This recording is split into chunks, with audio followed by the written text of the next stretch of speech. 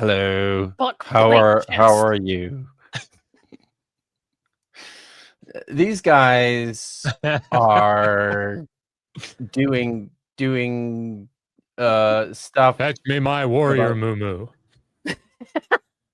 Split I chest hair. have never watched Mystery Science Theater 3000. So Oh man. I know. I am Unfortunate. feeling awkwardly out of the loop here, which is sad, but unlike these guys. Happen to be a little bit of an armchair expert on the subject, if I do say so myself.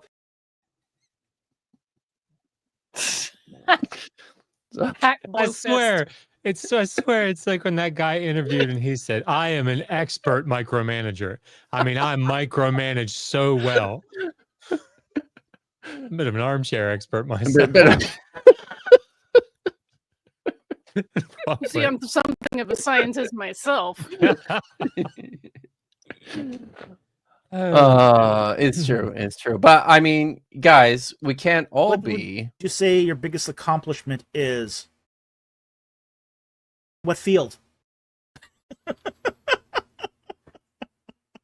I'm one of those rare sorts of people that has, say multi. I'm a polymath. I'm a polymath.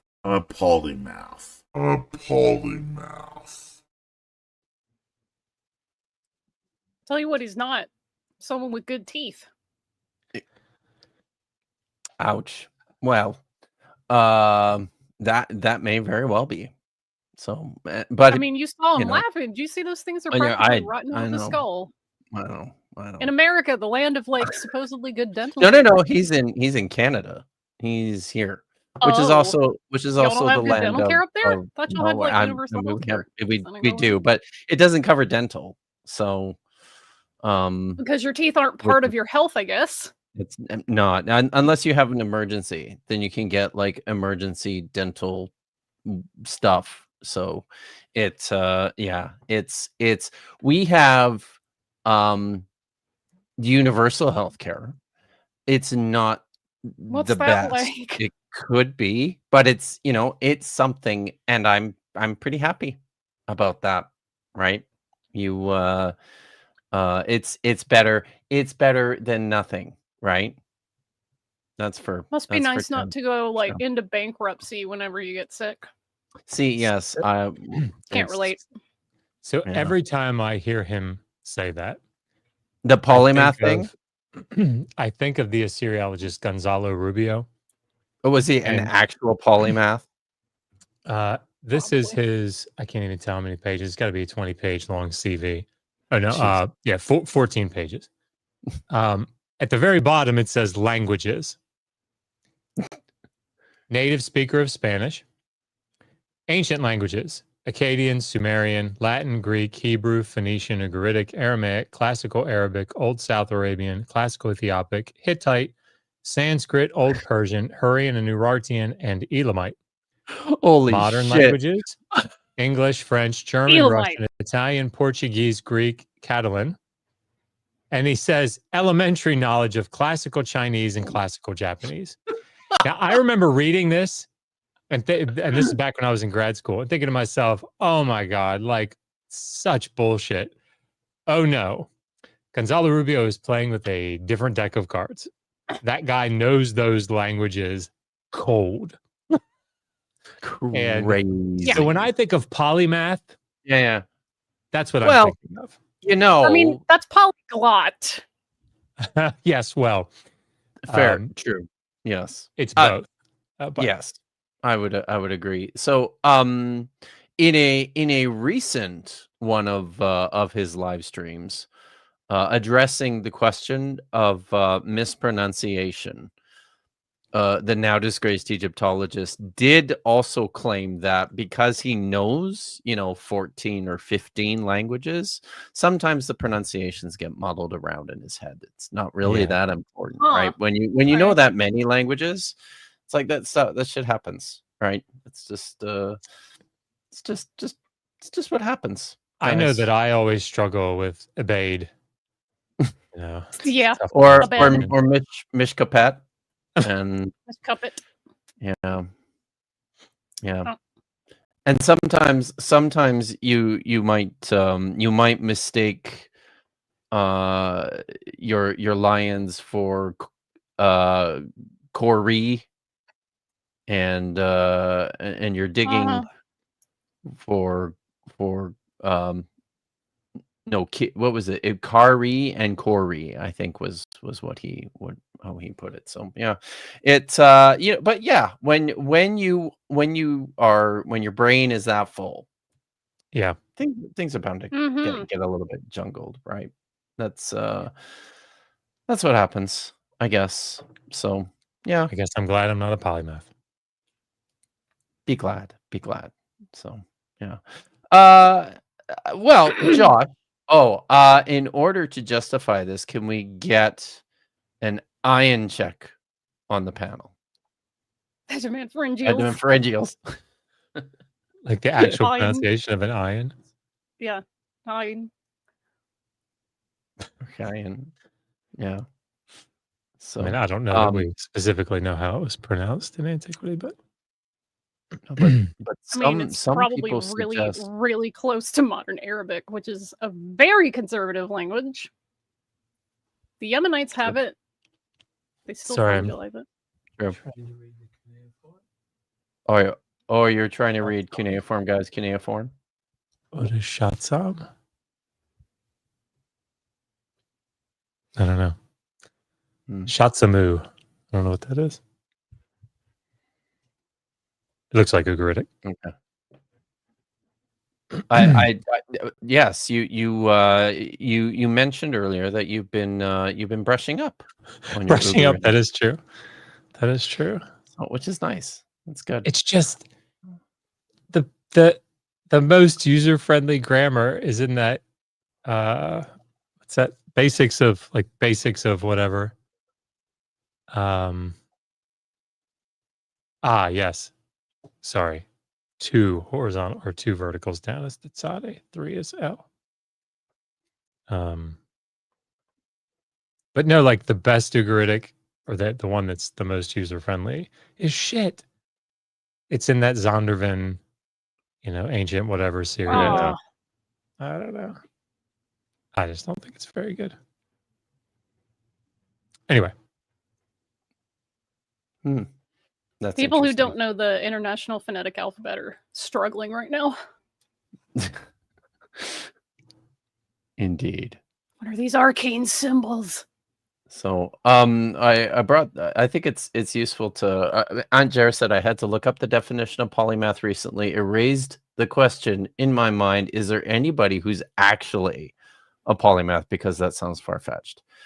And as far as I'm rare. aware, yeah, but it was also a term that was largely restricted to like a different time, back when there wasn't such strong specializations in academic disciplines. So Leonardo da Vinci might be considered a polymath, as someone who did valuable work in multiple unrelated fields. And Newton, to a degree, perhaps. Yeah, exactly. So, but it's a good point. So, I should probably, because I got a lot of grief for this earlier today. So yes, I did actually, I fixed the title of the stream when it was brought to my attention, because honestly, like, I was like running out the door when I cobbled this thing together, and I was doing it really fast, right? So, but it's a likely excuse. Shut up, everyone. So, but yeah, it did. It did at when I uploaded the stream. It was Atrocities, slavery, the Bible. So yeah, but oh wow, look, my cursor's like, whoa, sorry, I'm done now. Okay, thanks for coming and hanging out this evening, Josh. Oh yeah. So we are to kind of set this up. I guess it was about 3 or 4 weeks ago. You and I were texting in the afternoon, and Paul Copan had just gone live on a stream with an apologetics group, and there was like hardly anybody watching it at all. But you and I both turned it on and watched a little bit and participated a little bit in the chat, and then we talked about doing some sort of response to it, and I think we pitched it to a couple of guys, and they're like too busy, so we decided we'll probably do something. We were thinking we'll probably do something, and I was like, well, let's do like a live show, and then we could do like a proper scripted video together, just to cover more area, more material. So Josh says to me, awesome, I'm going to start making some notes right away. He said this to me yesterday, and we were talking on the phone, and I think we talked for like 10 minutes, right, about this video and the stream tonight, and which direction we wanted to go with it before either one of us realized that we ended up watching 2 different videos. Well, I didn't watch either, but I fair. read the transcript of like Yes. a quarter of one. Yes. So it turns out, because you did probably what I did, and just was like Paul Copan, slavery, something into your search bar, and it pulled up a couple of Frank Turek videos that are like 2 weeks old, right? Yeah. So yeah. So Frank and actually Paul Copan in the stream that we were tuned into, mostly me, when it happened. He did actually say, he talked about doing the recording for these Frank Turek videos where he talks about I think mostly slavery, but yeah, so he actually talks about this stuff. So those have now been published, and I think when we do come around, we'll put something scripted together. We're going to incorporate and maybe we'll just do all of it on that Frank Turek stuff, which sounds like, as Josh and I were talking, it took 10 minutes for both of us to realize we were talking about 2 totally different videos, just because of how much this stuff that Copan does just overlaps, and it's just a rehash of everything that he's ever done before. So when I don't know, when you've seen one Paul Copan video, maybe you've seen them all. So yeah. So what we're going to do is, I've marked a couple of spots in this live stream that he did a few weeks ago. And to be fair, Josh has seen like none of it. I saw the 2 minutes that I tuned in because you said that Yes. you were commenting. Yes. So he's seen 2 minutes of it. So most of this he's going in cold. And I've got a couple of timestamps that I thought we could look at. So we'll start with his introduction. And by the way, I skipped this part, but apparently, and for people who don't know, Paul Copan, yes, it's true, gamer time. It's nice to see that Josh hasn't completely bailed. Hey, on I was playing up a little bit, maybe maybe a little bit on how I'm now, left to do the Hebrew reading stream on my own, and it's but we're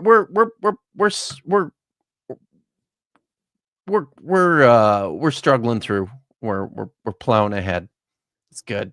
So, but honestly, I think people were. I guess I did have to say, I did. Vish was there last night, and you heard me say this, that because people, it did look like people were concerned that the way I was playing it up, that maybe you Kayfabe. did actually, yeah, it was the kayfabe.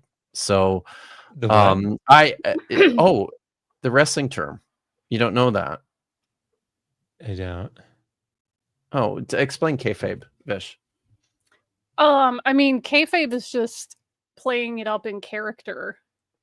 So when you have, the faces and then the heels in wrestling, they're not actually bad guys who are jerkwads. It's just for entertainment, but they're playing along because it's fun, right?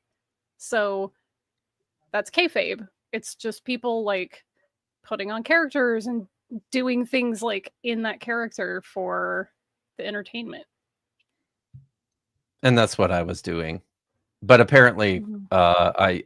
apparently some people were getting concerned. So I was clear to point out that the only reason you left the Hebrew stream is because you were teaching classes. So, what's that one? No, Or I are you? accidentally Okay. spotlighted it. Yeah. People are so weird. Let me just go into a stream that nobody cares about with my opinions. All right, sure. But also, I'm with Prixie. It's like you said you were doing that stream on your own. Am I nobody? Gosh, what am I? Chopped liver? You are not chopped liver. No. And Like wrestling's fake. Yeah, the storylines are made up. What? You mean the Undertaker isn't like an immortal being that has keeps his soul in a freaking urn that Paul Bearer carries around? Like, what are you talking about? I thought that was guy. He completely was real. awesome. Telling you, that's another thing is like the best entrance in all of wrestling history is the Undertaker. Just period. Nothing beats it. No, all the I lights think in the you're arena go off, and then all you hear is the dong. Oh Yeah. my god, there's nothing like it. There is It's true. nothing like it. That's very true. So, all right. So, but I did want to say, so for people who are unaware, Paul Copan is a Christian apologist. He's a philosopher, has a PhD. Great, another one. God. Philosophy of religion, I believe, is what he teaches at is it Florida, at a university in Florida. Do you remember, Josh? I don't Palm remember. Beach Atlantic is what Palm his Beach. little Thank you. thingy says. Thank you. Vish has the info. Palm Beach Titan Atlantic of University. Titan of universities there, Yeah. So, and he's written a few books on What was the new one you were talking about? That was like had so me yes. in my seat. Yeah. So wait. He's written mini books? Kip Davis has written no books. Oh, you got to show the good one. You're going to show the good one? I didn't know you had a good one. I didn't see it immediately when I was looking at Kip Davis has written no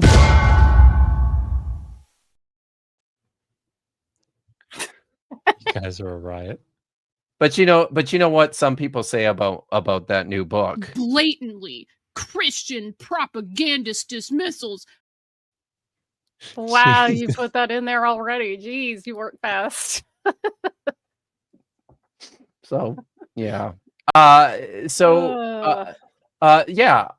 the beginning of the stream, we're not going to watch it, but Paul Copan talks about he either recently wrote a book or a chapter in a book exploring the twofold question of what kind of diet Jesus had, because that's very important, pressing information that everybody wants to know. I don't And see why then a Christian cares. They don't follow the food laws anyway.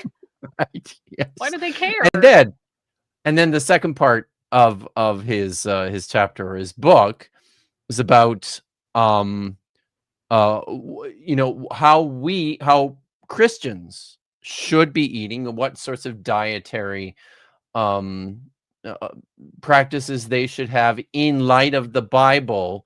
And then he said, it's sort of a response to the radical animal rights types. My God. He doesn't care. That's now, not relevant. Not one Christian makes a decision on their diet. based on radical animal rights people. Right. And they also don't care what I- Jesus would have ate because I they don't think- follow the food laws. I think Paul Copan might, because Good apparently for him, but I've he's been around that journey before. You're not going to talk Christians into following food laws, because even if you got them to go, yeah, he totally, would follow the Mosaic law for that, they're going to turn around and say, but we've been freed from that. We're not under the law. They don't care. They just want to eat whatever. And you know what? No one's going to change their mind on it. So have fun with that, Paul Copan. very, very true. I don't think No. his book chapter was seeking to change anyone's mind, but just reinforce what everyone was doing anyways. So, Okay. and he apparently Typical has taken this a step farther and has adopted a carnivore diet. So, Oh, yeah. okay. Um, Hope he enjoys that cholesterol skyrocketing. Yeah, Help right. carbs and vegetables to balance all that out and help him digest it. Because humans notoriously have always been solely carnivores. That's why we have famously, molars. that's right. Yeah. Yeah. So, Mhm. but I think did I say that to you, Josh, when we were talking about Yeah. this afternoon? That like, I mean, if certainly, when answering the question of what sort of dietary observances Jesus likely undertook, the first person you want to go to is a philosopher of religion, right? So, yeah. Yeah. So, anyways, let's watch some of this video, and in this first part, they kind of introduce Paul's work, Paul Copan's work, what he's most widely known for, and where you've had your interactions with him, Josh. Awesome. Well, Paul, I wanted to ask you, you've written 3 books on the Old Testament, violence in the Old Testament, how we should think about that, at least 3 books. I think I got to put that clarifier in there because I know you've contributed to so many. And I've read your books, and I feel like it does answer so many helpful questions, right? There are misconceptions that we have when we read the text and we see, these commands to do certain things, and we read our Western eyes into those texts. But sometimes the task of explaining that to people just feels almost overwhelming. Like, how do you, if you're getting in an elevator with somebody and they're going to the top floor, how do you explain to them, at least to reconsider or to consider the case that maybe they've misunderstood that the God of the Old Testament is violent or terrible, or those sorts of things. Yeah. I'm sorry. I have to stop right there.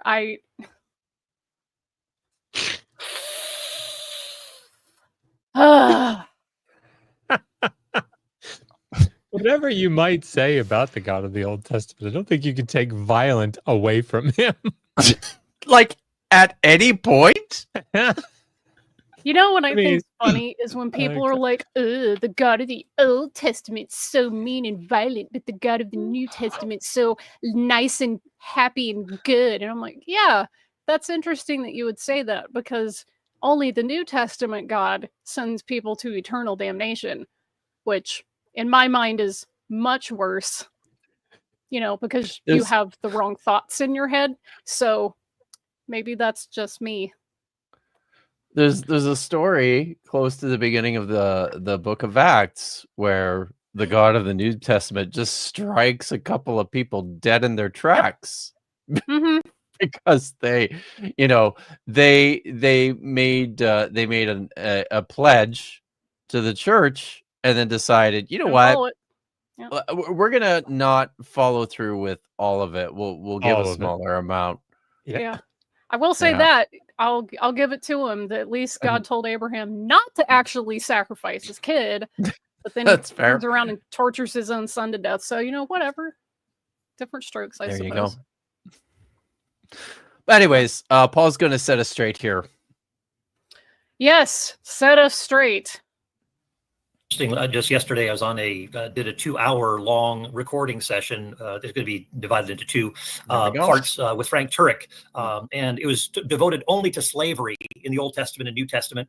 And just took a lot of time to unpack this. And so one of the things that the elevator speech, you do have to be terse and bring it down because there is so much to cover, so many different layers and context to deal with, and certain associations, just like even the word slavery, for example, that conjures up all manner of things in people's minds today. And so yeah, I mean, I will, when I talk about warfare, I'll just say that there's good evidence to, based on the ancient Near Eastern context of war texts from the Egyptians and so forth, that what we see in, say, the book of Joshua offers a lot of hyperbole, where you have Josh, go ahead. I just, sorry, it tickles me. Lawson Younger, I know I've said this before, but Lawson Younger wrote his dissertation and then published it, I think in the JSOT series in like 91. And hey, Pat. And like he based his work, I think, on either Mario Fallis or Liverani.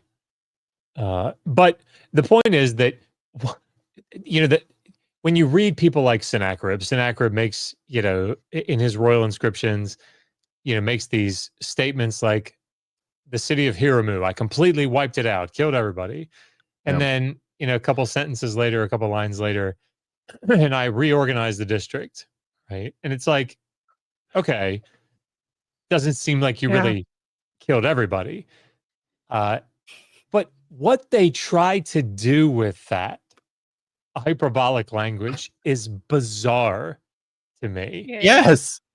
Like, they didn't kill everybody. Not every single person. Everybody. You know what's funny though? Is that they want to say that God was just being hyperbolic when he said wipe everyone out, even the cattle and the women and the kids. But then like 2 minutes later, God punishes people for not killing everybody. Yes. So they didn't understand it as hyperbole, or did they? Yeah. Like pick a lane. Yeah. I just it's frustrating. He does this with things like, and I think even I don't know if it's in this video or the other one. I can't remember. It has to be the other one because that's the only one I read. You didn't watch this one. But he probably says in this one too. The love for the foreigner, care for the foreigner, and it's like, what you're trying to do with that? It sounds really good until you actually say, therefore what, Paul? Because then you have to say something like, well, God said to like make sure that if you had a poor foreigner among you, they could like glean in the fields after you. Awesome. So what? That means that they can't be slaves? I don't understand, Paul. Like, what's the therefore there? And the same thing here. Like, you can't just say, well, there might be some hyperbole in Joshua 9 through 12. So that means that 1 Samuel 15 has to be hyperbole. Like, it doesn't work that way. So anyway. On the why they're doing it, honestly, it's because they know that it makes them look really bad to stand on this text 10 toes down when there's all of these books that talk about like conquest. Like, oh no, that doesn't look good. We're not supposed to be saying that out loud. Let's see if we can figure this out. It was definitely hyperbole. Yeah. See, I think people oftentimes on the gleaning question, I often think people don't think this all the way through. The way it's phrased in the text, it's like, oh, look how nice that is. They leave a little bit behind, right? Just for the scraps. So people, like, so this is, instead of giving this stuff to your cows and your sheep and your animals, or just throwing it out, make sure you leave it so the poor people can eat the garbage that you don't want to eat, and instead of giving it to your livestock, right? It's like, oh, instance of trickle down economics. How magnanimous of you. Yes. Mm-hmm. That's hilarious. So, but yeah. So, yeah, that's kind of where we're going. Whoops. Oh. All right. Mentions of man, woman, young and old, or leaving no survivors and so on. This is a way basically of using ancient Near Eastern trash talk applied to warfare, just like we in our own sports teams will say we totally annihilated those guys. But again, the people didn't understand it that way.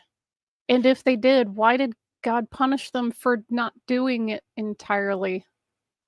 I just want to know what Paul thinks actually happened.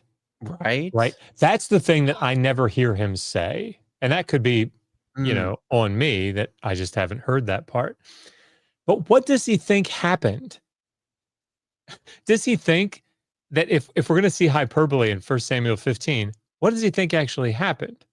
Well, clearly he thinks that when the Israelites entered Canaan, a football game broke out and they won. Right? Like, oh my God, I am getting so tired of hearing this sports team analogy applied to, because like, here's the thing. And I think I've made this point before. Like our, just from like a historical linguistic perspective, our terminology about in sports developed out of like combat. Like it's not so much that these words always were just hyperbolic. It's more that even when you were being hyperbolic, you're still fucking killing people. Nobody's actually killing you when you're in the middle of a basketball game. Yeah. Right? Like, and I think that's the thing that just is so aggravating about this is people hear that and go, "Oh yeah, sure." Just like yeah, these aren't sports just games. like sports ball. Warfare. Yeah. Warfare. Where people actually died horrifically in large numbers. Right? I still think John Collins said it best. Right? He said they killed a lot of people and they claim to have killed even more. Yes. Yeah. Right? There you go. So hockey's an exception here where people do actually die on occasion. But damn. Be careful. Be careful with that hockey. You gotta be careful. Brings out the best in Kip. Where I'm a passionate guy. What can I so great. You want to fucking go right now? Can we get back to Akkadian class, please, gentlemen? So did so you yeah. Okay. Yeah, do you know about that? Basically something similar. And as you look at virtually every text, I mean, there's a difficult text that I talk about in my book, is God of Vindictive Bully, where I go into Numbers 3:1 and talk about that in more detail. But basically, you have very much a hyperbolic interpretation that really applies across the board. That it's basically combatant warfare that we're dealing with here. And combatants were killing each other, Paul. The board. Does he think that the Roman Colosseum people were just like fighting with wooden sticks? If Joshua 6 and 7 contain hyperbolic language, meaning here that we're not just talking about literature, right? We're actually talking, I think what Paul would say, that there was an actual Joshua that actually went in and conquered Jericho, right? So if inside of that we have hyperbolic language, the narrative falls apart. 100%. Why is it such a big deal that Rahab is spared? Obviously, they weren't killing everybody in Jericho, right? And why did Achan get punished? I mean, obviously, God didn't mean don't touch anything in the city. That's just hyperbole. It just, the whole point of the narrative is that Rahab is the lone with her family, is the lone survivor because she was faithful. And conversely, the Israelite who was unfaithful, and his entire household are utterly destroyed because they didn't, they weren't he wasn't faithful in observing the ban. So it's just 1 Samuel 15. Why are we getting the Kenites out of there? Right? Why is Saul go and say to the Kenites, get out of here? I mean, the Kenites going to be like, dude, Yahweh was being hyperbolic. He didn't mean kill everybody in here. Like, we're good. Don't even worry about it.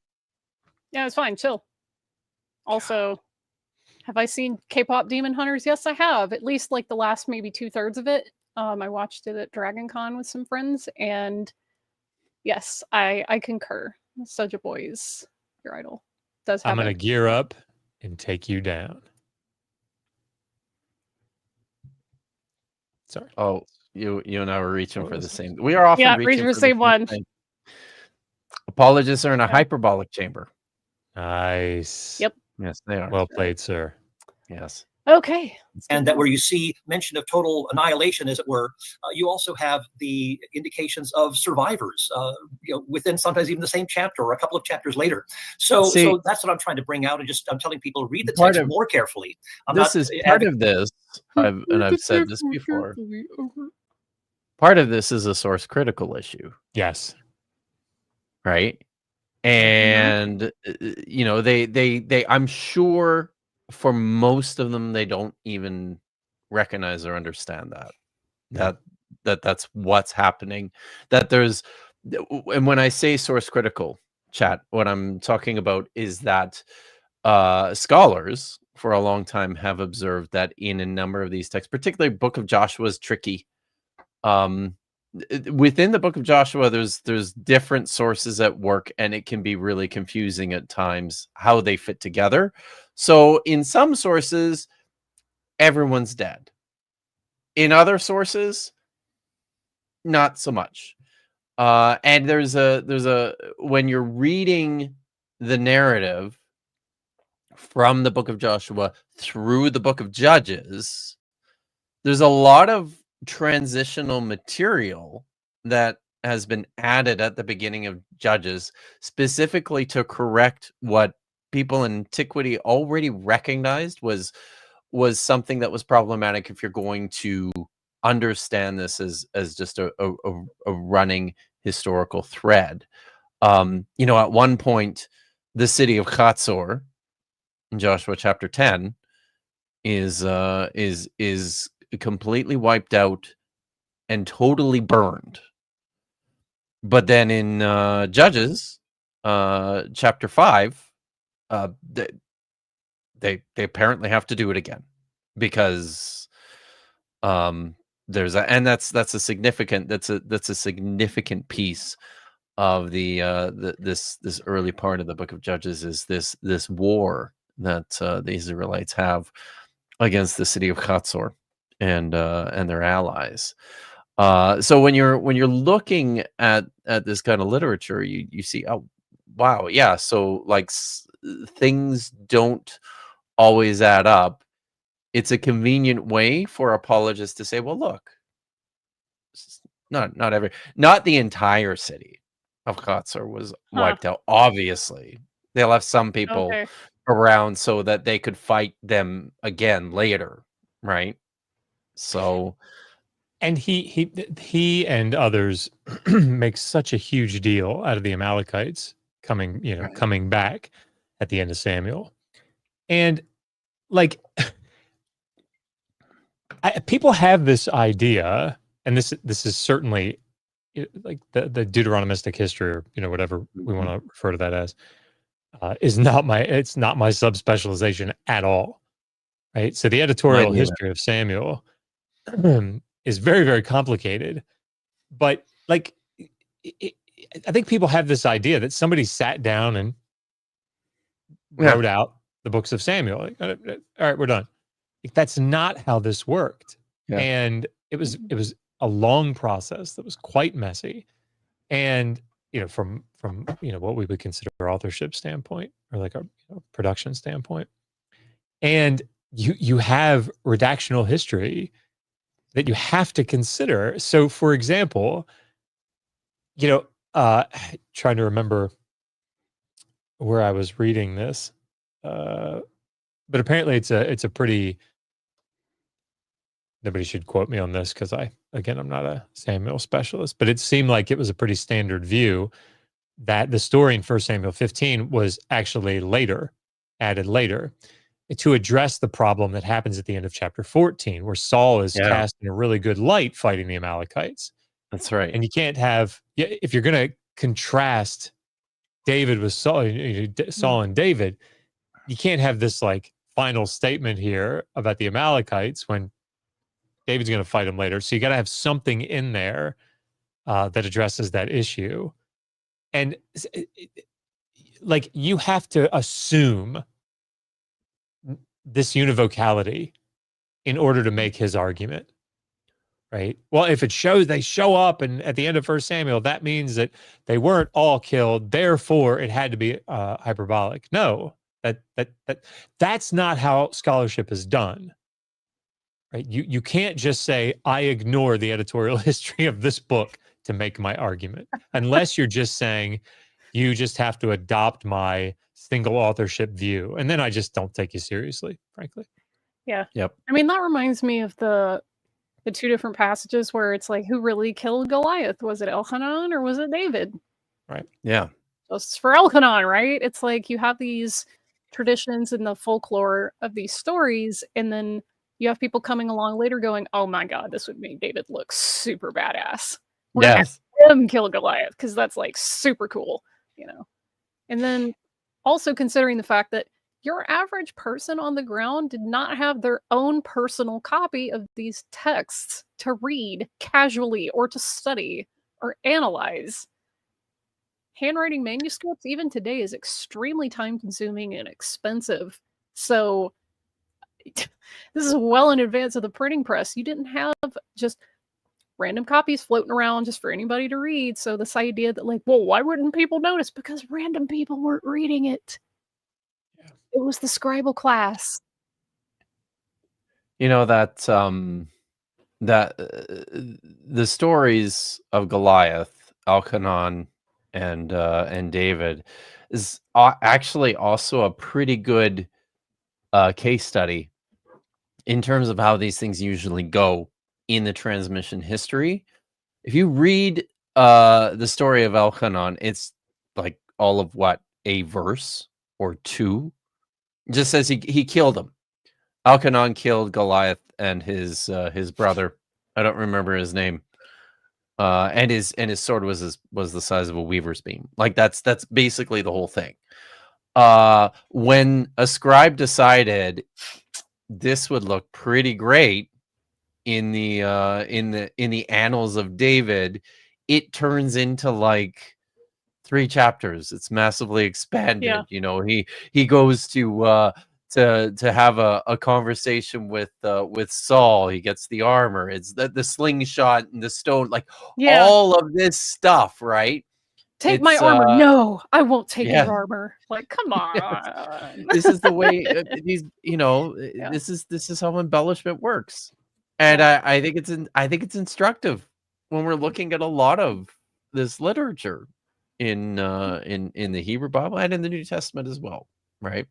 So oftentimes those marks that that apologists in particular will flag as identifiers of authenticity, right? So much detail. It's like do you not realize that the detail's giving the game away? yeah. Most of the time. So all right. Let's I think he says something funny about total annihilation here. That's something weird coming out of my mouth. Saying, no, actually read it carefully, and the more you study it, the more you see, no, there's something hyperbolic going on here. And sometimes the word, quote, utterly destroy simply means exile. Sometimes it just means decisive. Where does harem mean exile? Did I miss something? I believe so. I don't know. That's one of the claims of all time. But that's another. Let's just grant it, right? For the sake of argument, let's just grant it. Like, let's imagine Paul is here, and we say, "All right, Paul, we grant that. We grant that harem or the verbal form of it, right, means to drive out, right, to banish. Therefore, what? Thank you. Right, Therefore, what? Because, well, what's he going to say? Well, that means that they didn't kill everybody. They just drove them off their land. So they just drove the indigenous population off their land so they could steal it. Yeah. Huh. Ethnic cleansing, huh? That's a much better look. Yeah. Like, what? But, Huh. God, I just, Huh. it's like they go 3 steps and there are 2 more that you have to go in order to get to the coherent thought at the end. The therefore part, and they just stop. They go, wow, that sounded pretty good. Exile's move better on. than death. Not God. understanding that literally exile was death. It's like the Deuteronomy 22, 28, and 29, or the Deuteronomy 21, 10 to 14 with a captive bride. It's like, well, I mean, sure, there's no consent there. But I mean, what else would they do, right? At least she they didn't gave her die. time to mourn. I mean, Yeah. okay. So, Hello. it's a good question that someone brings up here. Something just hit me though, Josh, is the thing about like the captive woman is very ironic coming from people who claim to hate human trafficking. Yeah. Huh. Right. Yeah. You want to say hi? So, oh, well, we can't see you. There we go. Hey. Hello, young Muppet. Okay, you need to go to bed. Look at those pigtails. Like The pigtails are awesome. Can we get that out for us? Can we get that out first? Oh, let me just put her back to. No, I'd put her on the big screen. Let me just put her back to them. All right. I'll be right back. Yeah, and God damn it. While you do that, I'm gonna bring this one back up from where was it? From Simone. Yeah. Is that just a really weird and bad reading of Isaiah 43:28?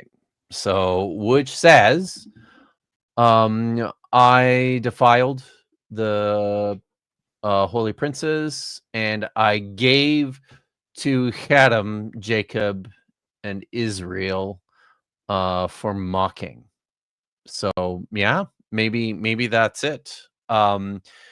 Within the context of Isaiah 43, do some commenters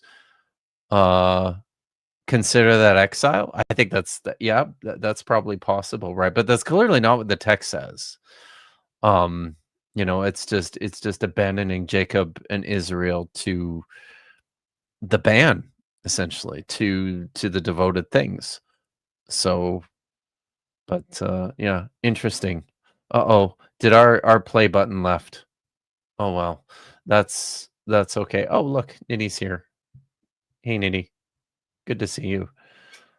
So, but yeah, I mean that is just downstairs to grab my own facsimile of the Voynich manuscript, which is like wow, full size. No, you're and gonna it even solo has layout. the fold out pages in it. So let me. Cool. Yeah, hang on. Whoa. A little unwieldy. One sec. Whoa. Yeah. Yeah. That's very awesome. cool. Love it. So. Wow. Yeah, this thing is it's a beast, but it is very cool. Yeah. And it was very much worth the investment because nice. It's a great coffee table conversation book. Yeah, right. It's definitely fake. It doesn't actually contain any like coherent human language, but it is very neat. Fun. Yep. Fun stuff. Yep. Cool. All right. Where are we on the timestamp here? Oh, sorry. The reason that I brought that up, I'm dork, is because Prixie said that they're working on a digital facsimile of the Voynich manuscript. Okay. So that's why I was like, I gotta run downstairs and get mine. Okay, cool. here we go. Back to the Yeah, I think. It's a victory, but it doesn't tell us anything. Yeah, I think You're we finishing a could thought. probably just jump to the next one. But when you Okay. do, Vish, maybe bring up. Can you bring up the chat window? Because it is at this point of, and I think it's useful to do the live chat. It's probably useful to Okay. see those. You're right. So I because think this is the point all of these- at which Josh and I start to interact a little bit with the chat. She's going to talk first for a little bit first about about misconceptions of the ancient Near East and slavery especially. So these are the things that we need, and it does take work. And I think when it comes to so much of this part, it's largely because people haven't done the work or read, like you said, like the books that you wrote and things like that, and so they're jumping in with a completely just base level Western world, modern. I love how doing the work there was equated with reading his books on the topic. America didn't exist then, right? I know, so right? we have to keep reminding ourselves, like this is not. Yeah, exactly. And even sometimes our translations, like a lot of modern translations just freely use the terms. I cannot imagine being a person of color and trying to defend any type of slavery. Yeah, that's a choice. It's definitely a choice. This gets slave better or slavery too. in the Old Testament, and actually, it isn't anything resembling the antebellum South. But yet, does that make it better or worse? Like, what? Who cares? It's And slavery. And I think too, the point is made often by responsible scholars that we just don't have enough of the anecdotal data from antiquity to say honestly what what conditions actually looked like. All we have are these idealized law codes, which tend to actually oftentimes make it look pretty bad. So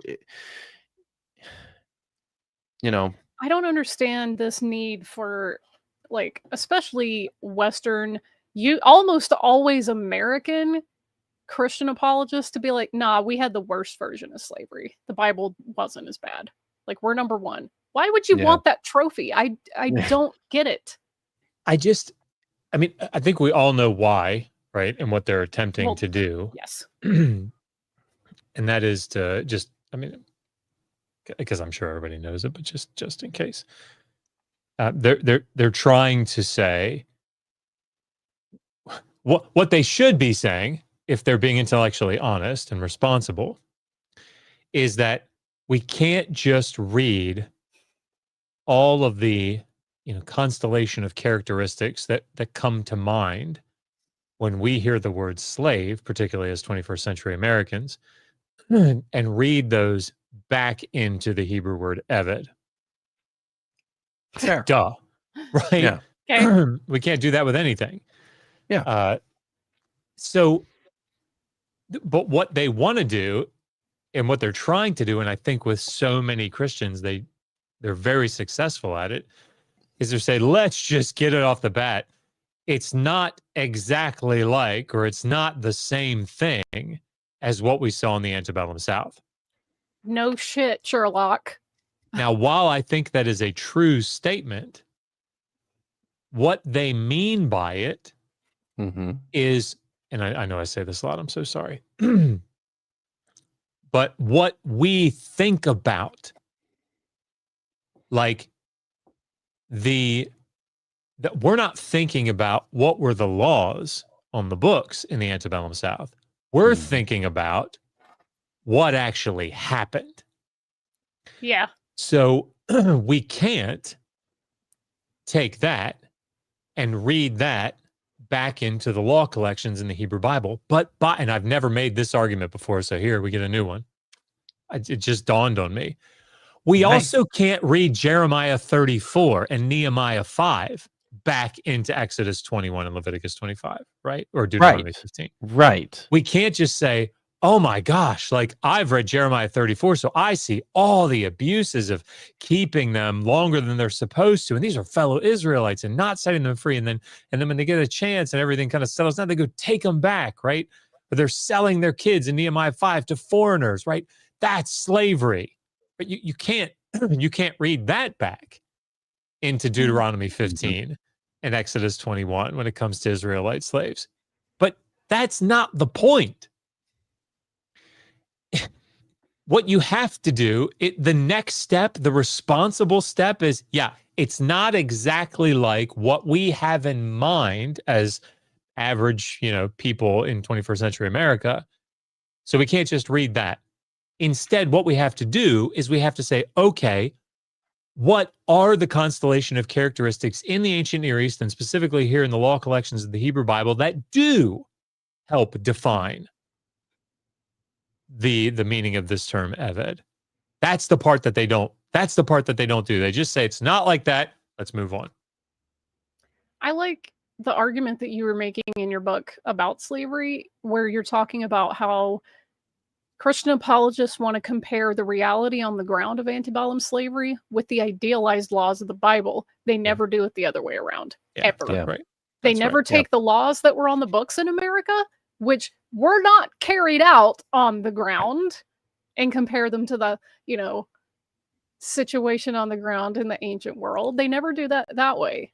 But you'll never see a Jeremiah 34, right, or Nehemiah 5, and then say, and another thing is, and anybody who studies this particular part of American history will tell you, if you don't think American slavery was that bad, you don't know enough about it. It was far more horrific than you were taught in school, because you can't tell kids in high school every single thing that was going on. It was an atrocity, literally. So, it's just bad. They brought people overseas and forced them to work and then beat them sometimes. Oh, it was much, much worse. Much worse. I want to recommend, a book by Ulrich Burgess, and it's been made free or available for free. Can't remember yet who published it, but it's in 2025. I'm looking it up now. Yes, Justice and Righteousness in the Old Testament, reflecting on slavery in the Hebrew Bible. 2025 publication. Again, it's free to download. You can also buy the hard copy, but it's by De Gruyter. But read it for its own content, like what his own argument. But one of the, I'm so sorry. One of the things that it is amazing for is its footnotes. And you can spend tons, and I'll look one up real quick because I've purchased now 9 books since I read it, because I'm like, oh my gosh, I need to get that one and read it. Sorry, while I'm doing that. While you're doing that, Josh is always so sorry for talking too much. Dude, we want you to talk about the stuff you know. Correct. I concur. Everyone thumbs up in the chat if you concur. Seriously. You guys are silly. Sorry I talk about this. Good. That's why they're tuning in. You understand. Good job. Jeez. God.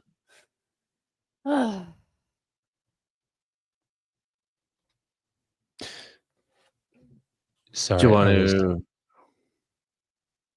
Are you looking something up? Yeah. Yeah, he's pulling something up.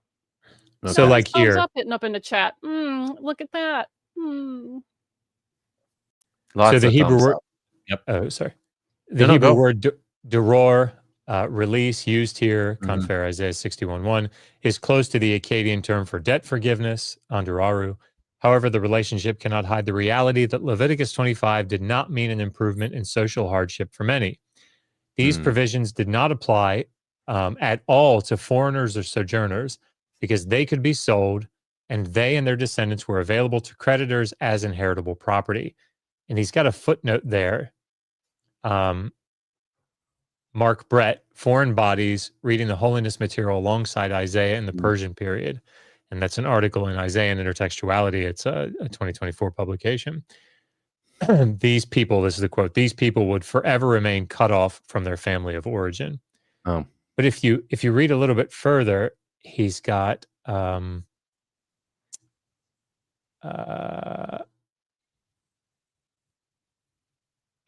this phenomenal quote. I'm not going to be able to find it. Damn it. But he says, he gives a couple of books that show how the tradition or how the biblical texts were used in the their reception history that led to the slavery in the antebellum South. But it's worth it just for the footnotes. That's all I'll say. Anyway, awesome. Sorry. Hang on. Guys, Eved just means servant. So when the Hebrews in Egypt were Eved, that just means Pharaoh was giving them jobs on his sports team. Go long, right. Moses. Yeah. They were like the water boys. Yeah. Gatorade. All right. H2O. It's the image that is conjured up in the minds of people. So there's already this immediate bias against the scriptures because of an unfortunate translation. I think that something like servant would be. Has he considered that it's a bias against slavery? Right? Yeah. It's a bias against scripture. I think it's actually a bias against slavery. Just saying. Maybe I'm wrong. God, these people. A better way of translating because because the term servant, Eved, can be used in a negative way, like Israel's servitude in Egypt, where there was oppression and so forth. But it's also used in a positive way, where Moses and Joshua are called the Eved Adonai, the servant of the Lord. Again, a very positive, honorific title. And the Lord tells Moses to tell Pharaoh to let my people go so that they may serve me in the wilderness. So moving from a negative servitude to a positive one under God's leadership and so forth. So again, it depends upon the context, but yet our versions often load slavery in with. See, hey, what if I kidnapped Paul Copan and made him my servant? He probably this wouldn't like is that where very this much. falls down, because you can't have it both ways. You can't say, well, maybe slavery isn't so bad, and then go to Leviticus 25 where it says you cannot treat my people as eveds. You have to treat them as sahirs. Yeah. You can't make this argument out of one side of your mouth that says it's not so bad, and then on the other side say, look, they couldn't keep them forever. Right? It doesn't work this way. If it's so good, right? Then why do they need to be set free? I just read this article by Peter Williams. This 2011 article, right? He is, and this is the talking point. He's pulling this directly out of that article where Peter Williams makes this case for how to translate the word Eved on the basis of whether we should think of it negatively or positively. And I'm like, what? Like, I think it's probably true that biblical writers, when they're using this term in all these instances, didn't think of it as negative, right? But that doesn't mean that they didn't think of it as slavery.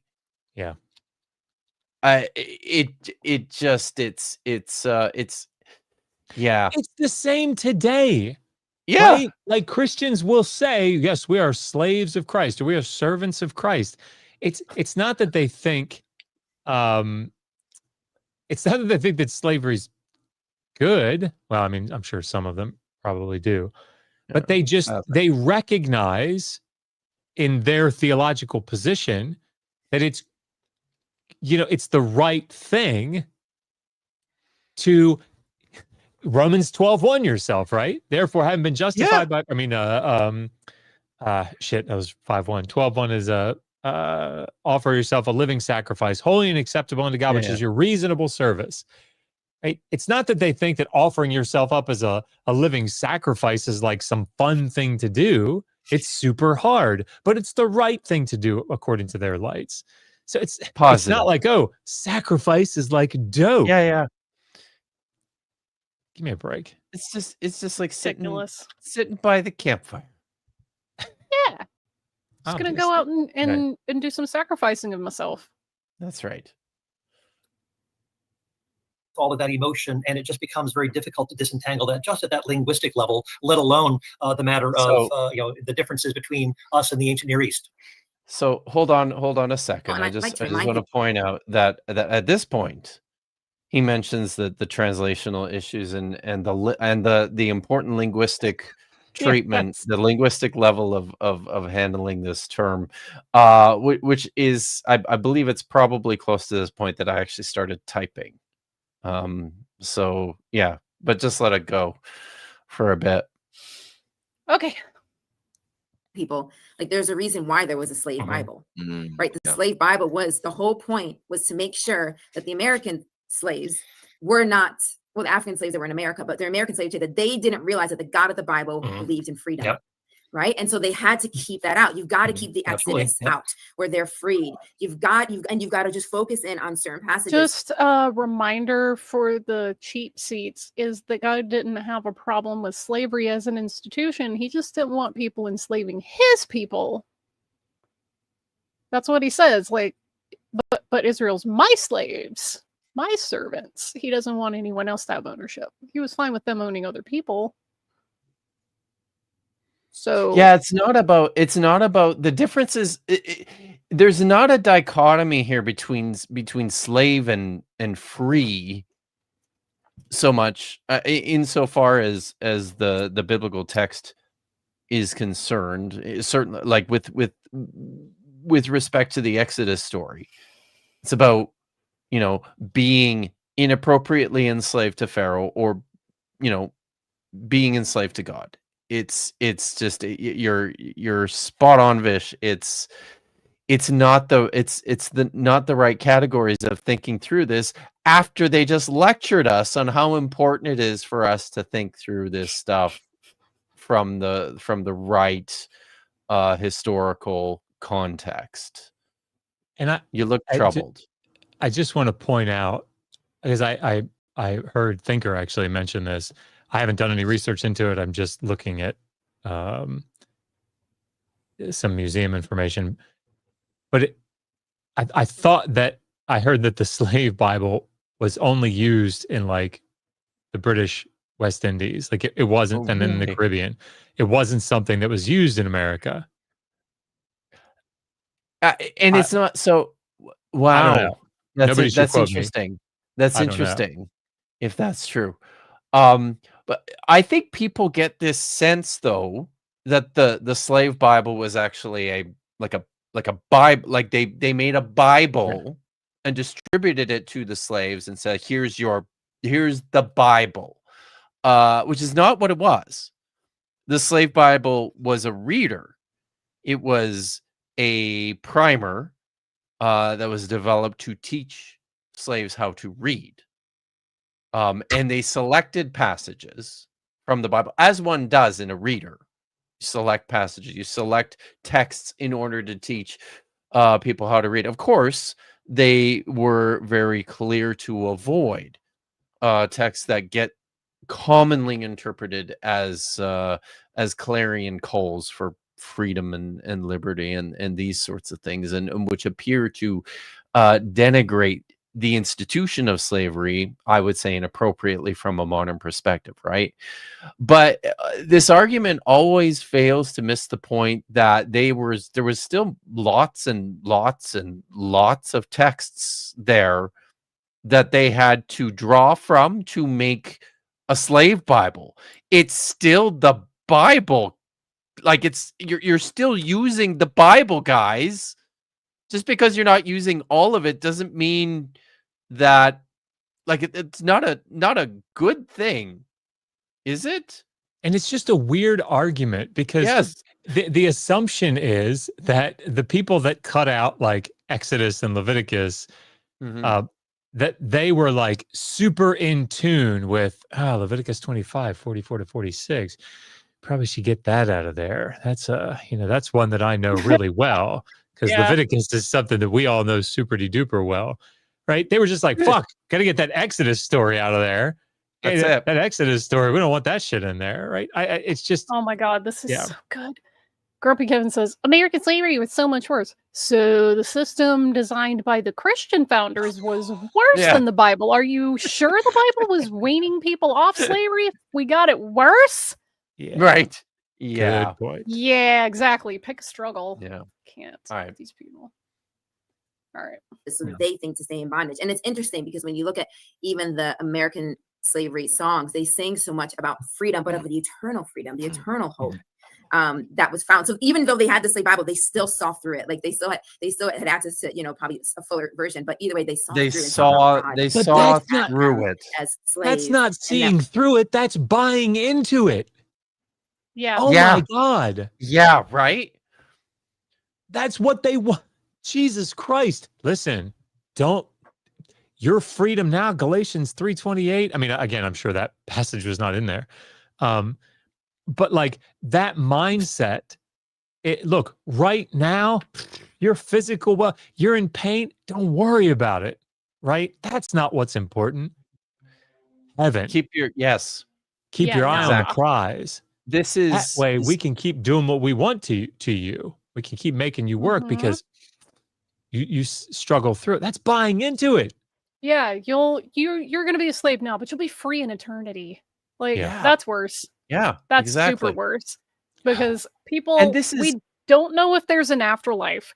We definitely know there's a current life and people Yeah. are suffering now. Mhm. So why don't you fucking do something about it instead of going, well, off in the far future, like an eternity that just no.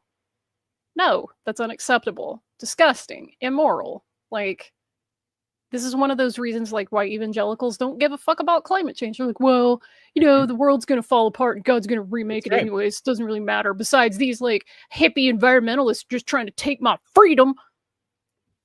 And this is Galatians 5. It's Galatians 5, isn't it?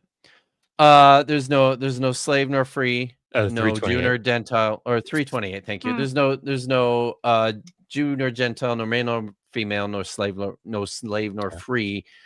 Yeah. All are one in Christ. Yeah. Actually, like that gets propped up by apologists as if this is some sort of promotion of liberation, when what this text is actually doing is saying, yeah, don't worry about it. You're fine.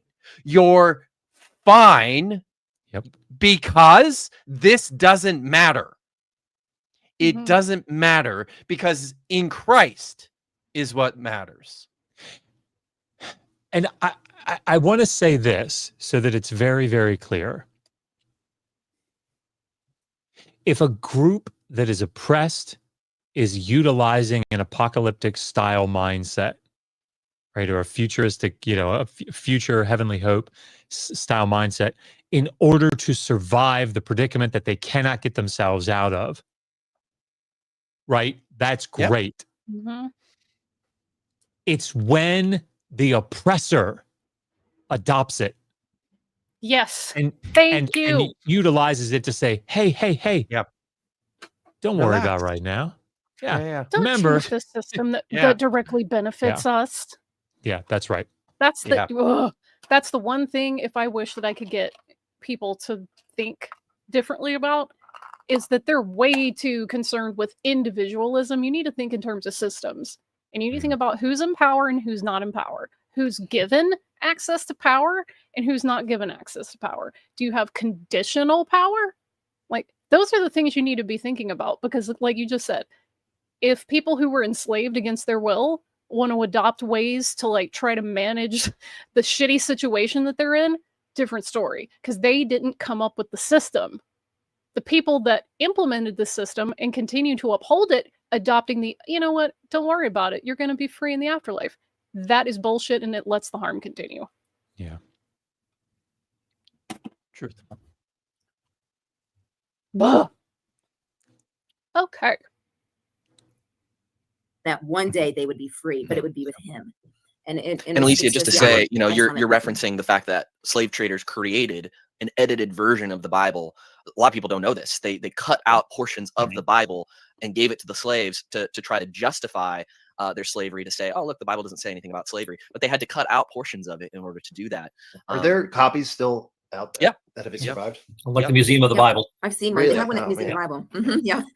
Yeah, they don't have it there anymore, but they were borrowing it from I forget the name of the HBCU, but they were borrowing it. But yeah, I've seen it there. Yeah. I wanted to ask you, Paul. There was a pre-submitted question here from a friend of mine who wanted to ask you about a specific question in the Old Testament. Pause over a second. I see your comment coming up At this in point, the side chat. I have entered the chat to say, biblical scholar here, linguistic level. Does Paul read Hebrew?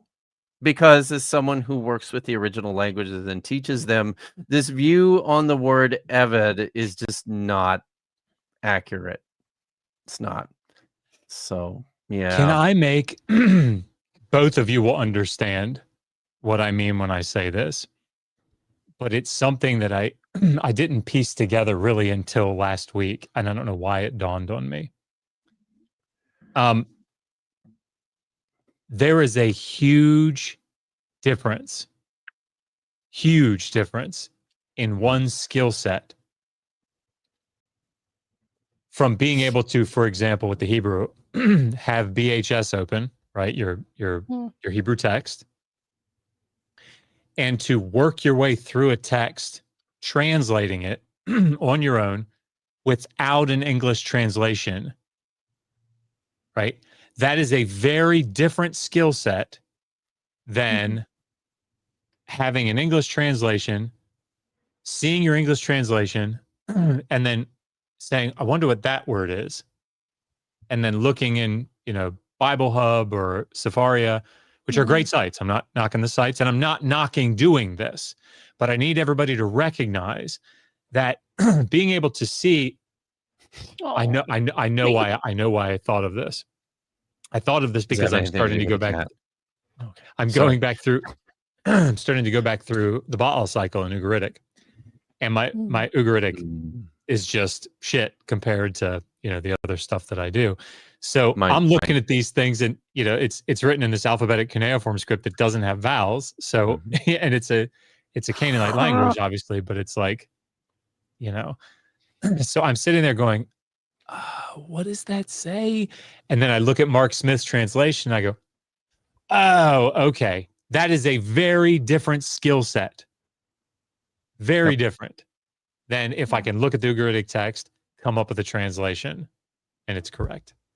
And people don't recognize that. So I suspect, and I don't know Paul, but given his background, given the things that he said, I would not be surprised to know that when he says he uses the primary sources, what he means is, I got an English translation up. I've got somebody's argument that they've made about the Hebrew. And I'm going, okay, English. Okay, here's that word eved. Let me look down in the Hebrew. Yeah, okay, I can see that. That is not dealing in this way that we're referring to with the primary sources. Yeah.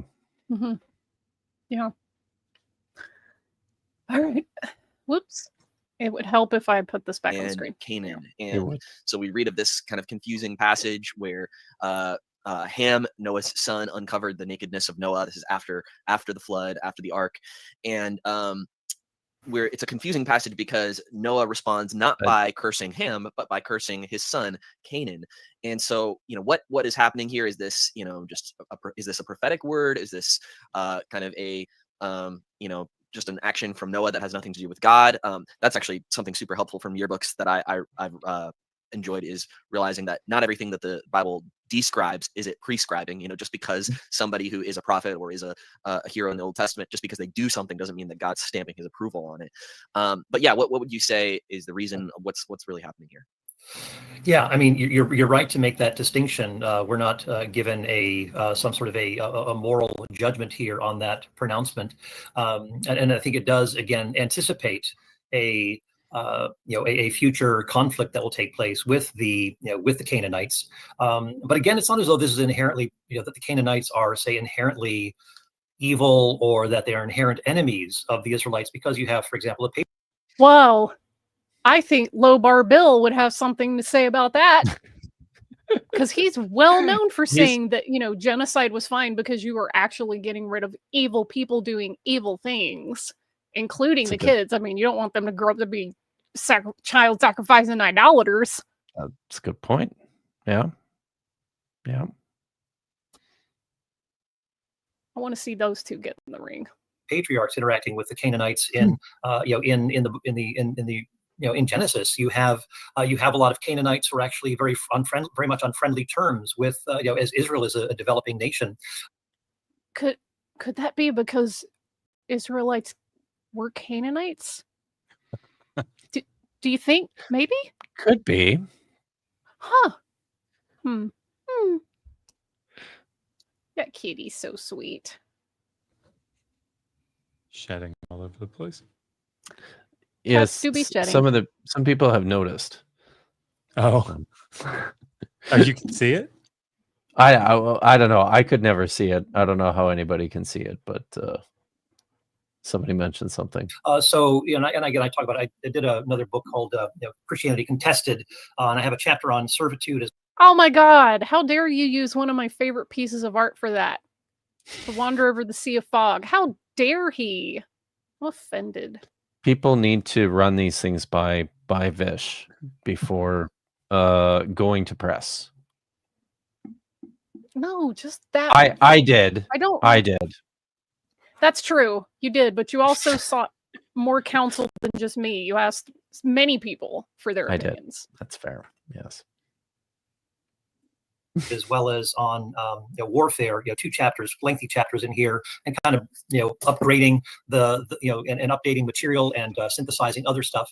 But what I try to do there is show that there's so many Canaanites who are mentioned who are in Israel, and who are like you think of Uriah the Hittite, or Obed there's a Philistine who's someone who's guarding the Ark of the Covenant. You have various Canaanites who are living right alongside the Israelites. And so you even have Canaanites from Shechem in chapter 8 of Joshua who are there at a covenant renewal ceremony while Joshua's reading the law. And I think I might point it. I did. Yes, I made a comment about wondering what Paul's sources are for the history and culture of the Canaanites. I fear now he is mentioning that there's some nice Canaanites around. There's the good ones, huh? You're not like the other Canaanites. Yeah, but so I suspect he's doing that so that he can say, "See, it's hyperbole. They weren't all eradicated." That's right. There you go.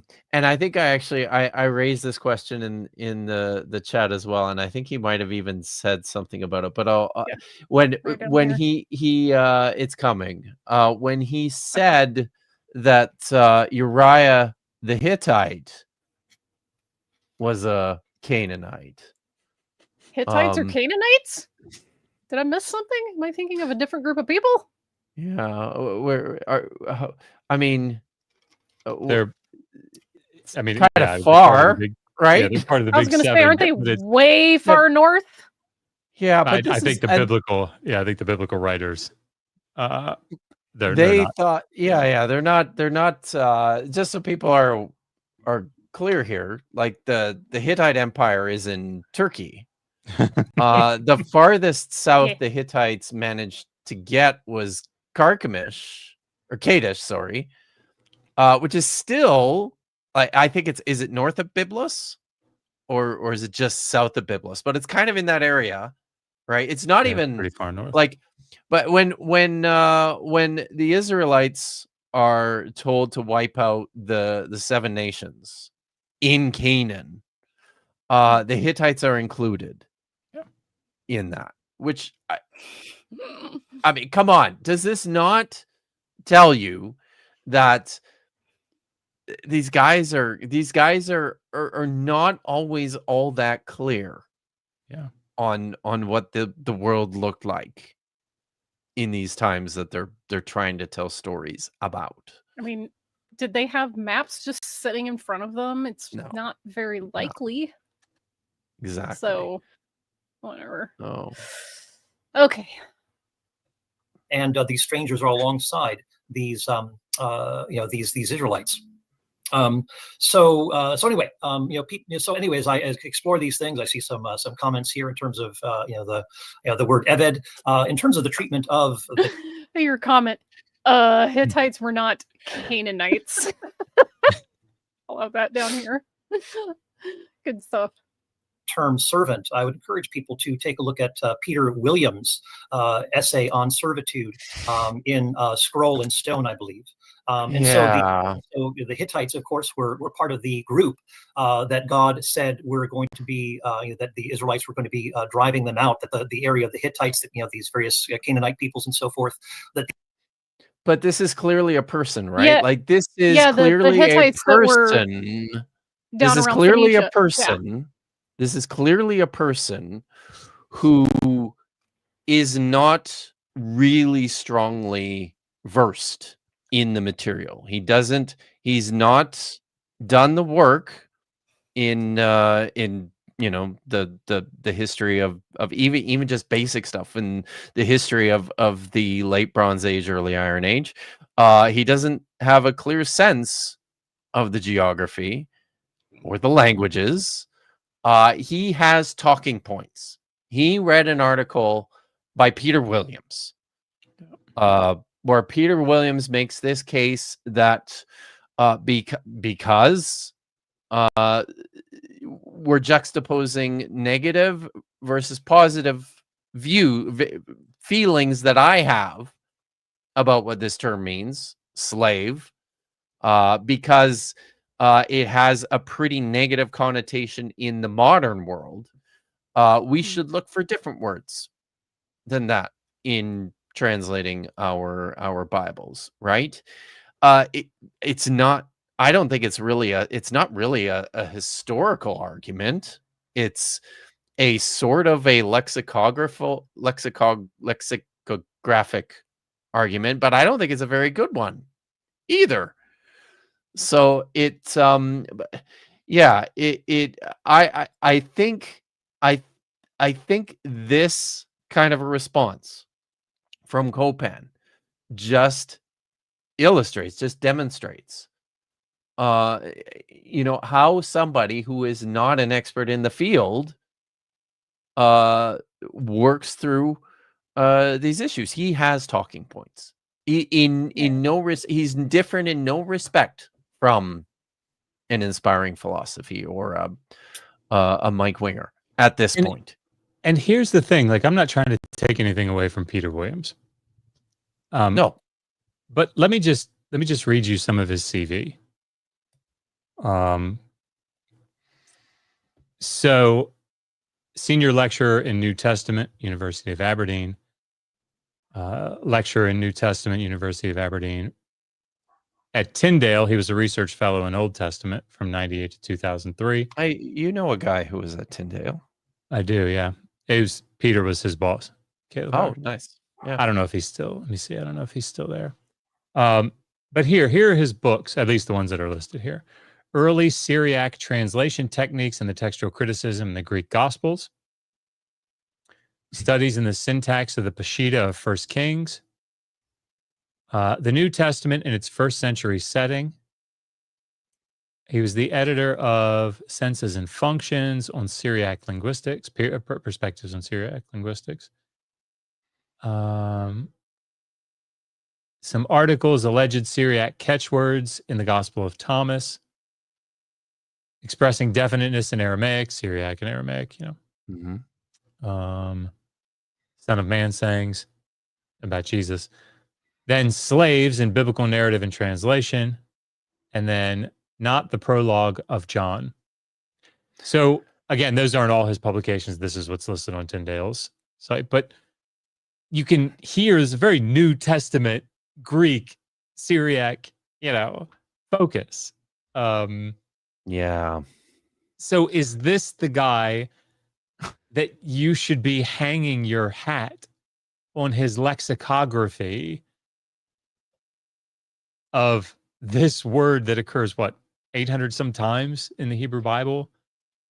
And I think I'd too, prefer like this to is go hang my hat on the work of scholars who regularly spend their time with the Hebrew Bible language. Yes.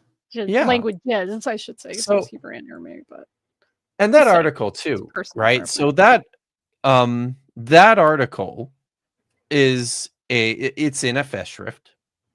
And I mean they all count, right? I've written articles that have been published in festschrifts. They all count. But when you're writing for a festschrift, you're usually doing something. You're honoring a scholar that you have a relationship with, which means not necessarily somebody that you studied with. It could just be a friend, somebody you shared good times with down the hall when your offices were close to each other in the same department that you taught. What that often means is that guys will submit articles to festschrifts that are like, hey, I wrote this article that, I know it's in your area and I don't really do anything in your area, but I played around a little bit with this because I like you and you're my friend or my, I had a class with you when I was doing my PhD seminar or something like that. Right. So, and I suspect, because who was the festschrift for? It had a gigantic, it's a big book, but my Dr. Fodder actually contributed an article to this festschrift. Let me see here. It's for Graham Ivor Davies. Yeah, Davies.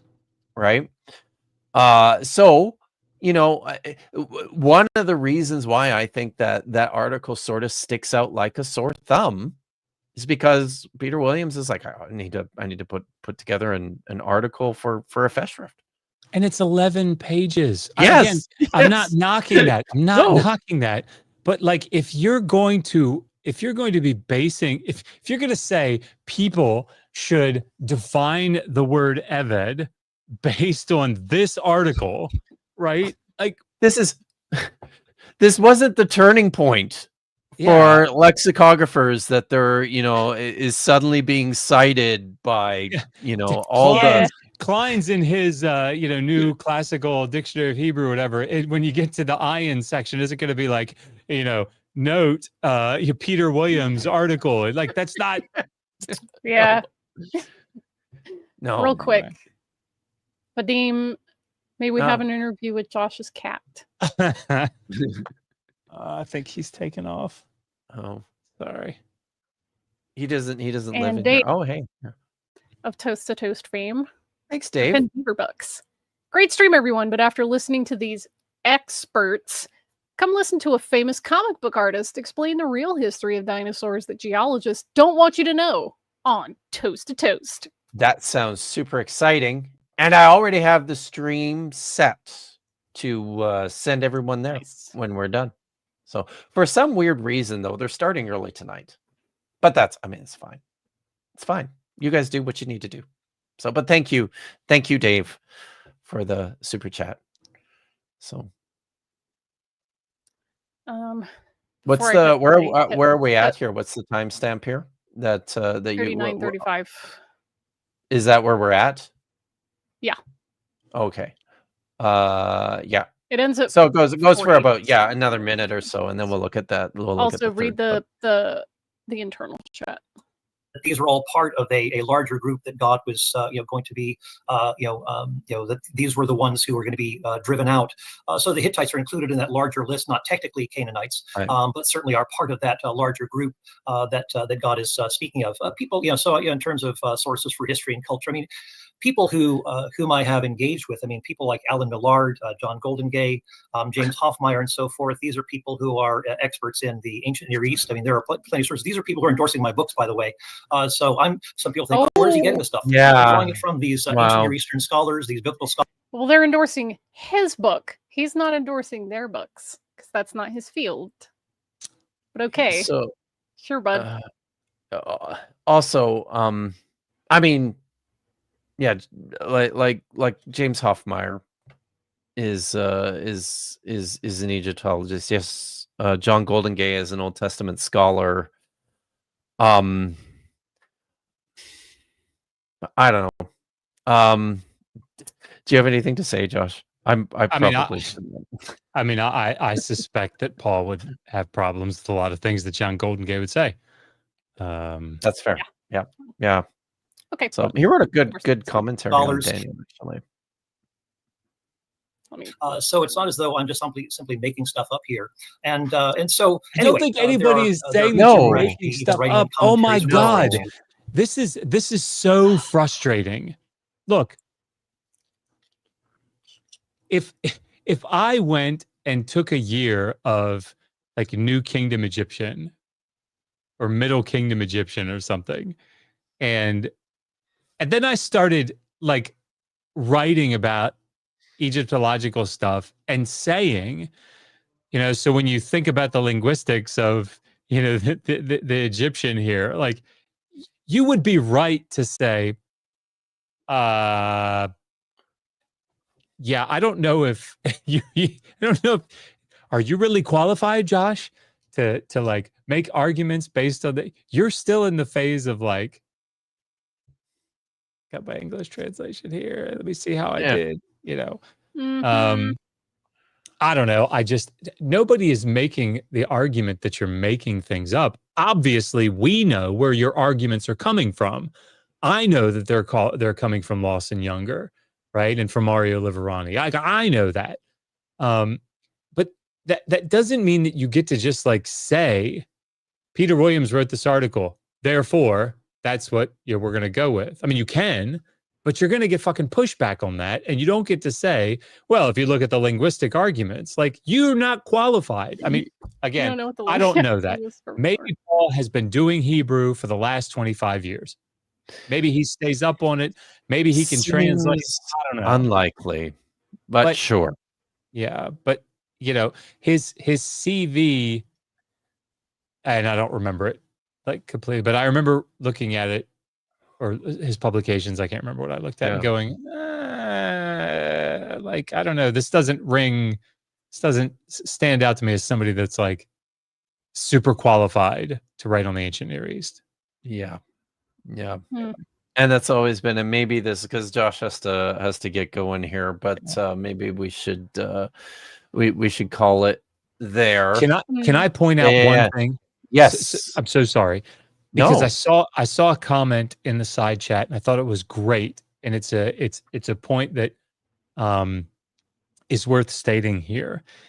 The argument that Lawson Younger was making is Joshua, I think 9 through 12. It falls into this, has some of this hyperbolic language, right? Yep. The problem is that chapter 10 where the Gibeonites show up?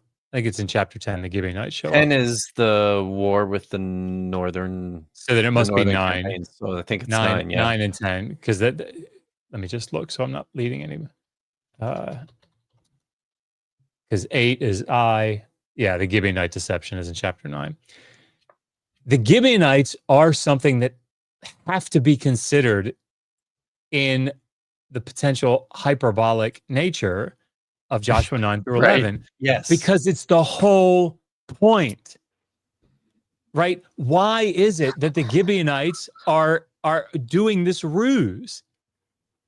It's not because like it's recognized that there's hyperbole and they're like, I mean, they're not obviously going to kill everybody, right? Otherwise, why are they making this ruse? And why is it such a huge deal? And why do they still serve them to this day, right? The point is that the reason that they're making this, coming up with this lie and trying to trick Joshua is because they know they're dead otherwise. It's just, you can't just write that stuff off. It's very similar to when you read that story earlier, when you read the lead up to the siege of Jericho, starting in Joshua 2 and then reading all the way through to Joshua 6. You see the same sort of stuff in the Rahab incidents. One of the things that she says to the spies is, we've heard about you. Everyone's terrified. Yep. Everyone. And they don't respond. Don't worry about it. It's hyperbolic language. We're not gonna play really. some it's just a little trash scrimmage, talk, guys. Yeah. It's just trash talk. we're just gonna it's not it's you have to take the narrative seriously in its own terms, right? Otherwise, as you have pointed out a couple times, as we keep pointing out, the stories don't make sense. And this is setting aside whether this is something that represents actual things that happened or are just total fiction. Either way, the story has to make sense. And the only way to make sense of it is for statements of total annihilation that are taken seriously by characters in the story. This only works if we read that as like legitimate expressions of total annihilation. Yeah. That's it. Saul could have said to Yahweh when Yahweh, sent Samuel, like, whoa, what's the deal? You didn't mean kill everybody. This is just hyperbole. That's right. Exactly. All right. Whoa, so whoa, we'll let whoa, you whoa! go. Why are you punishing later. me and jumping all down my case here? Because I thought you meant hyperbole, like you were. Yeah. You didn't Chill. really mean kill really everyone, mean did that. you? You didn't mean that. Take everything? Come on. With some super Okay. chats. Yep. Bad $5. she sent this before Josh once again apologized. It's true. Treats for Dagan and the awesome Voynich manuscript book gets treats today. Excellent. Thanks, Lo. And then Claude Simeon. Dr. Josh Swearjar. Josh Swearjar. I sent you to another K-pop DH reference. Demon Love the Claude, beard. Love your you're my eloquence soda and pop. knowledge. You know what I mean? Excellent. Thank you. And Redim is How many back. cats own the house? Two. There are True. two. Barley and Milo. Who They are was very sweet kitties. who was That was showing off? Barley. That was Barley. Yeah. Is that because is it always Barley or is Yeah. it sometimes? Oh, okay. No, it's Barley. Yeah. Nice. Who was your room kitty when you were over there, Vish? Was it Barley or Milo? Oh, both of them. They Oh. stood over me. They slept at the foot of the bed. Nice. Nice. Mhm. So I remember seeing was I remember seeing a picture. I thought there was just one cat, but it might have been two. All right. We're gonna get out of here. It's Friday night, and that means that some of us have to party and Josh has to go to bed. So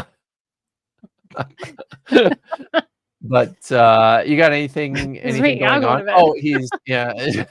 Oh, there goes the time. Oh, well, yeah. Oh, he's a bunny. This Whoa. is seriously, wow. This is Josh. Save it for the calendar. Whoa. Yeah, Scholars of social calendar. media calendar. Oh my god. Sexy Still coming, Scholars guys. Still 2026. coming. Keep your eyes open for it. So yeah. You got anything going on? Or Yeah, besides just started that Learn to Read Ancient Akkadian. started book. writing Learn to Read as you do. Ancient Akkadian book. As one does. So Yeah. Oh yeah. my god. So I'm excited about that. Yeah. I'll be going on And, with Rabbi Hannah, I think, oh, on yes. the 19th. That's So TikTok, that should right? be fun. Yeah. Maybe. We just did our interview as well a few days ago. Oh, awesome. Oh, okay. Cool. Those aren't live things. Those are pre-recorded things. Yes. Oh, so yes to pre-recorded. Yes, like they. Okay. She does the interview with you and records it and then uploads it later. Nice. Okay. Got it. Mhm. Now I'm clear. I'm good. Yes. So, but it's Friday night, and after this, everyone should go watch Toast to Toast at Apologia Live.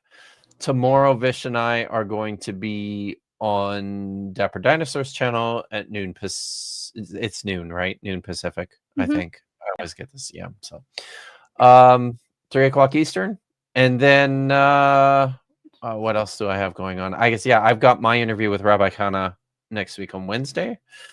Nice. I just did a spot on the New Evangelicals that will probably be coming up within the next week or two as well. So that's exciting. And then Josh and I are going to get to work on a video about Paul Copan and Frank Turek and bad arguments for slavery and violence and genocide. Do something a little more thorough. How many times do we have to teach you this lesson, old man?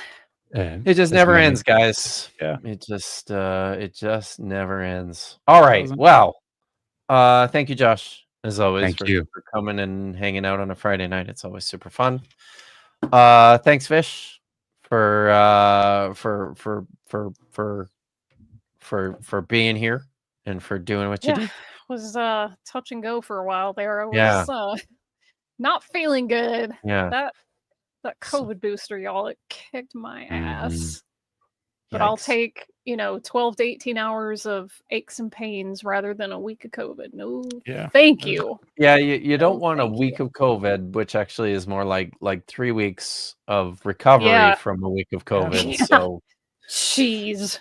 Yeah. So, all right. Well, take care, everyone. Be good. Be safe. And until next time, hot tikva.